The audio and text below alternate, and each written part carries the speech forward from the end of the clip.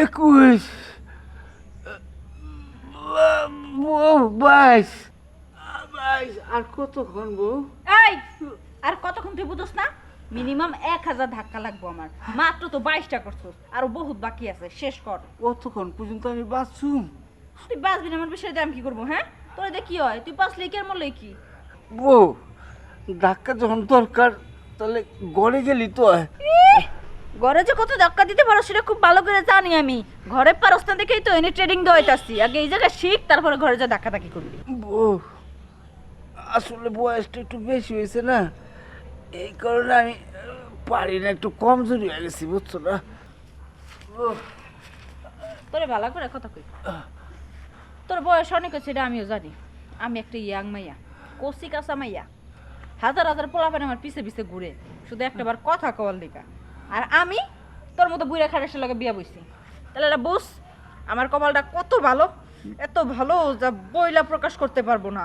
শুধু শুধু আমার বাপ মারের টাকার লোভ দেখাইয়া তাকে রাজি করাইয়া আমরা বিয়া করে বাসে আনছস। বিয়া করে আনছস আমার কেন পারবি না তুই? এটা তো আমার দোষ না, তোর বাপের আর তোর মার দোষ। কেন আমার কাছে বিয়া দিল চাইলে না? আমি এখন বুঝতেছি ধাক্কা সামলাইতে কতটা আমার কষ্ট হইতেছে। বুঝো যখন তো ভালো কথা। এই জায়গায় যদি 1000 বার বুক ডাউন দিতে পারো তাহলে ঘরে যা 2000 বার পারবা, সমস্যা নেই। তাড়াতাড়ি ধাক্কা না শিখলে লাইফে কিছু করতে পারবা না। আরে চাচি, এই চাচারে বুড়া বয়সে এইভাবে কি ট্রেনিং দেওয়া হইতাছো? কেন আপনি কি চোখে দেখতেছেন না কি ট্রেনিং দেওয়াইতাছি, নাকি চোখ আসমানে লয়ে ঘুরেন? আহা, থামো থামো থামো, আমার তো মনে হয় তুমি ধাক্কা ট্রেনিং দেওয়া হইতেছো, তাই না? হ্যাঁ, ধাক্কা ট্রেনিং এ রইতাছি।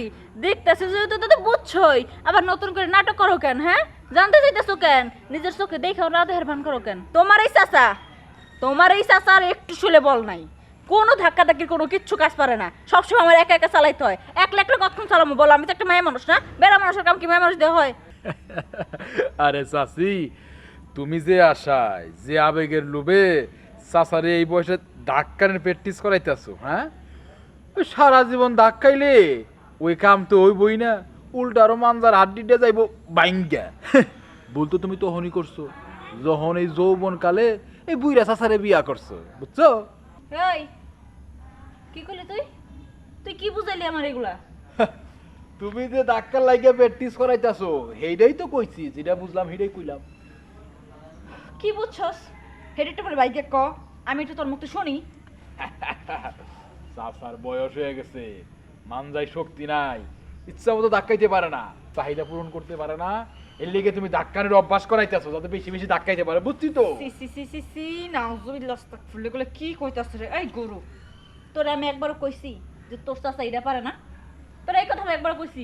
আমি কইতে চাইতাছি তোর চাচার বয়স হইছে, অনেক বয়স হয়ে গেছে, গায়ে একটু শক্তি নাই। ঘরে কতগুলো ফার্নিচার আনছি, ওয়ার্ডরোব আছে, ড্রেসিং টেবিল আছে, খাট আনছি, এগুলো মনে কর আমি একলা একলা মেয়ে মানুষ, আমি পারি প্রত্যেকটা ধাক্কায় ধাক্কা এক জায়গায় সরে আরেক জায়গাটা আরেক জায়গায় আনতে হয়। তা আমি মেয়ে মানুষ এগুলো পারবো, ও বেড়া মানুষ যদি না পারে তাহলে কেমন হইব?